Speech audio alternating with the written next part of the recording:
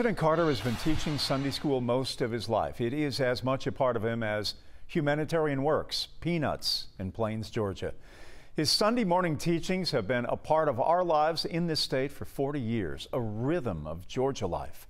Mr. Carter has been a constant in our state since the early 1960s in the public forums as a state legislator, a governor, a president, and of course a life force as well. But time impacts all of us, even great men and great women. Do we have any visitors this morning? One of the most beloved traditions of our region and state has quietly come to an end. There is hope for a resumption, but the reality has sunk in Plains, Georgia. President Carter, the world's best-known Sunday school teacher, will no longer shepherd and host. The COVID-19 pandemic, combined with the challenges of advancing age for the nation's oldest living president, has become too much. The tiny Baptist church, a brick building amongst the pecan trees, has about 30 members, but as many as 450 attend when President Carter teaches. The day Uncle Jimmy came home. Kim Fuller is the oldest daughter of President Carter's late brother, Billy Carter. You have to convince him that he cannot teach Sunday school. He was laying in the bed, and I said, Uncle Jimmy, I don't think you need to teach Sunday school. Okay. Ms. Fuller has served as the regular replacement for her uncle, the 39th President of the United States. I asked Ms. Fuller if President Carter is okay with not teaching his class again. Probably not, and I tell him all the time, when you're ready to come back, you just let me know, and he will. He will. When he feels comfortable, if he feels comfortable, he'll let me know. So I'm sure that I don't think it's okay with him. The experience on a Sunday morning with President Carter and Mrs. Carter in attendance is unforgettable. It becomes the hottest ticket in the state. Arrive early and the parking lot is full. I attended with our 11 Alive photojournalist Stephen Boise the week after the Emory University announcement that President Carter had brain cancer in 2015. 1,000 people showed. At 12:01 a.m. on a Sunday, you were admitted to the parking lot of the church and you could sleep in your car until sunrise. The lesson taught by Mr. Carter was moving. He spoke of moral improvement as only a committed Baptist can on Sunday morning, reading from the Gospel of Matthew. You have heard that it was said, you shall love your neighbor and hate your enemy. But I say to you, love your enemies and pray for those who persecute you. President Carter also spoke of sex, eliciting a laugh from the adoring congregation. Another one is eros. Anybody know what eros is? Nobody in here knows.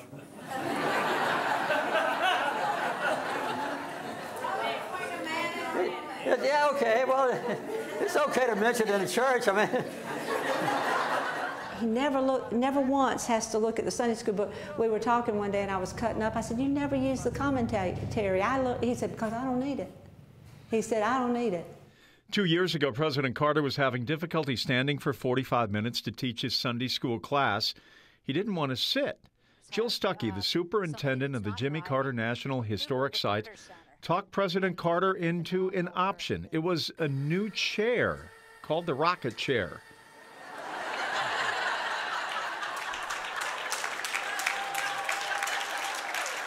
And it worked perfectly. President Carter hasn't taught his class since last year following his surgery, the result of the falls in 2019. Church members have prayed for his recovery, and his son Chip told me Wednesday his father is swimming in the backyard pool and making calls on behalf of the Carter Center to donors. Mr. Carter's 40 years of teaching is now part of Georgia lore. If you missed this experience, you missed one of the extraordinary experiences of your life. I will never forget sitting in those pews tightly packed, listening, and then a diverse junior high jazz band playing a slightly off-key version of Georgia on My Mind. Just saying these lines has put a lump in my throat thinking about that service 5 years ago in Plains. I still bow down to the fact that he is a Sunday school teacher.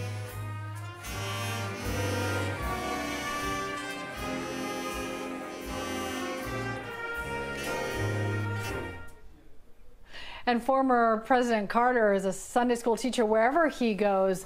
Jeff, there was a time I was with the former president and first lady in Haiti on a habitat build, and he circled everybody up on a Sunday morning under a tent for Sunday school right there, and every single volunteer who had traveled from the United States came, and all the Haitians that were part of that process all sat there glued to him for every minute of it. Yeah, he is ever amazing, and wouldn't it be great that if he just proves all of us wrong and he is able at some point when the COVID-19 pandemic is over and he's feeling better that he could resume this, and that is the hope in Plains. But the church in Plains today has received a lot of inquiries as a result of my Facebook page and also here on 11 Alive.